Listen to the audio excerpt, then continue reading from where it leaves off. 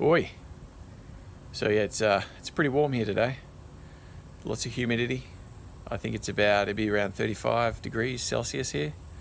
Should be around about 95 probably Fahrenheit. But yeah, just outside, trying to keep cool in the shade here. And just finished watching a couple of Aussie horrors from the 80s. One is KADAICHA, and the other one is Innocent Prey.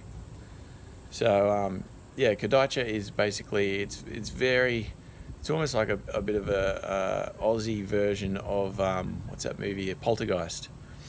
As far as these, well, I guess in some ways it's got some Nightmare on Elm Street type elements to it as well.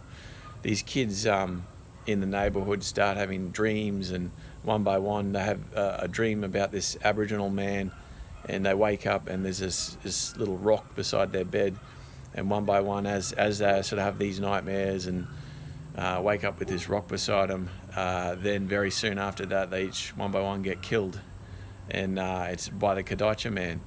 And it's basically, as the story goes, and it's on the back anyway, so it's not giving away anything, but the kids that all live in this estate, the estate has been basically built on an old Aboriginal burial ground, a lot like in Poltergeist, how it's on that. I think it's an Indian burial ground in Poltergeist.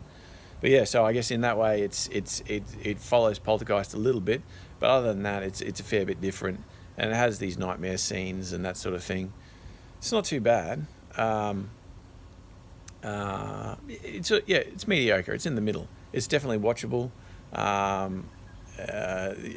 The whole story is nothing totally original, that's for sure.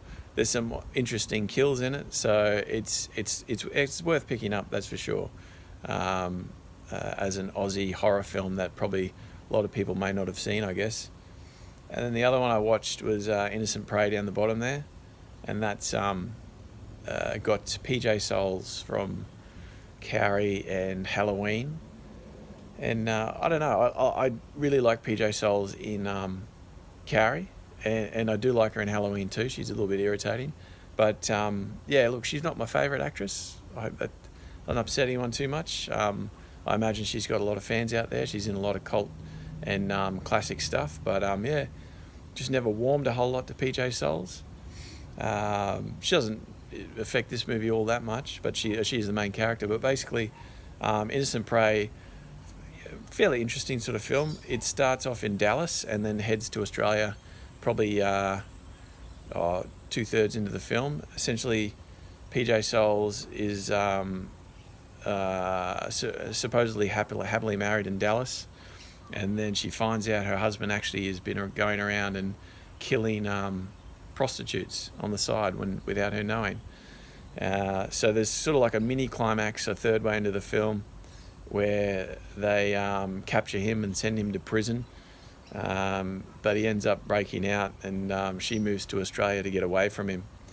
And then by the time she gets to Australia, she runs into all sorts of weird sort of unsavoury characters, and the landlord in the place she's living in Australia, beknownst to her, is spying on her with cameras and this sort of thing. So she's basically the prey throughout the film, and getting preyed on by more than a few different creepy characters. And I don't know, interesting film. I did enjoy it.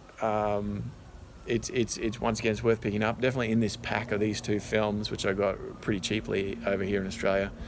It's well worth the pickup for a couple of films that you may not have heard of, or you know, probably never seen before. But yeah, look, both of them definitely worth watching, and I enjoyed them. So yeah, that's pretty much it. Probably sit out here for a little bit longer, get a little bit more cool until the sun goes down, and yeah, guys, I guess I'll catch you later.